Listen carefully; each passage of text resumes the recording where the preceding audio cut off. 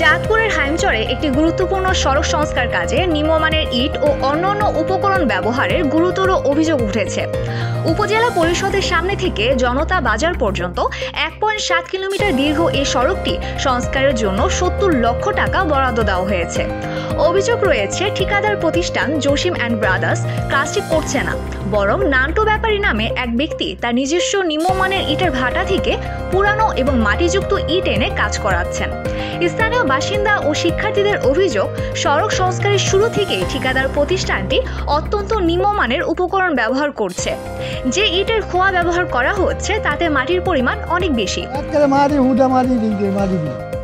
কোনো ইট নাই, খালি মাটি হুদা মাটি কোয়াটা করতে আনছে পুরানো ঘর ভাঙা উড়াঙ্গা আইনা ভিতরে রাস্তা কেউ ধারণা হইতেছে।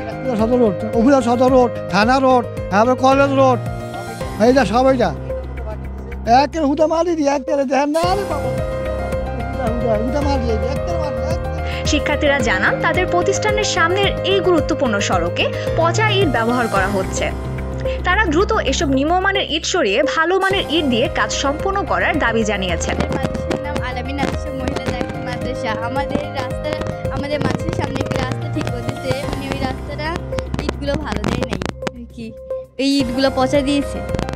এই রাস্তাটি দিয়ে প্রতিদিন হাজার হাজার মানুষ পল্লী বিদ্যুৎ অফিস, প্রাণী সম্পদ হাসপাতাল, ফায়ার সার্ভিস স্টেশন, সরকারি কলেজ সহ বিভিন্ন গুরুত্বপূর্ণ স্থানে যাতায়াত করে।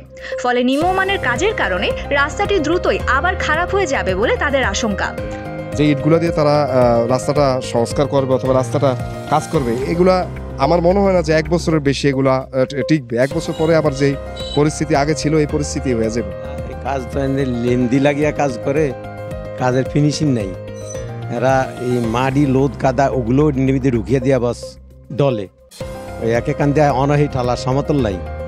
আর যে সমস্ত এই কঙ্কর এখানে ব্যবহার করা হচ্ছে এগুলি সুলার মাটির মতো, এর লগে ওই কোনো এই চালন টালন লাগে না, এই আস্থার আবিষ্কার সব ঢুকিয়ে দিছে। এই এদের অবস্থা। তো এটা আসলে এটা এত বেশি ব্যবহৃত রাস্তা যে উপজেলা, কলেজ, জনতা বাজার, থানা, আলগির বাজার সব রোড এইটাই। এই যে ব্রিজের আমাদের মোটর সাইকেল হইতো এই ফোন তো ওই ফোন তো মনে করেন হুদা বালু দিয়ে বলছে, এর উর্ফি দিয়ে দুকা কণা হালিয়ে দিছে। এইটা দেখছি হ্যাঁ বললে আমার কয় না কণা দিম দিয়েছে হেডি এই কণা, এই 2 নম্বর কণা না। মানে এই যে থানা রোড থেকে জনতা বাজার সংলগ্ন পর্যন্ত যে রোডের কাজগুলো চলতেছে, এই কাজটা সম্পূর্ণভাবে অনিয়ম প্রত্যেকটা ক্ষেত্রে। যেমন ইটগুলো দেখেন, এই যে কণা দিতেছে, এগুলো মোম, এগুলো ফাড়া দিলে গইলা যায়। আর এখানে আরও একবার এটার কমপ্লেন দেওয়া হয়েছে প্রশাসন কর্তৃক, এখন ওনারা কোনো এটার পদক্ষেপ নিচ্ছে না।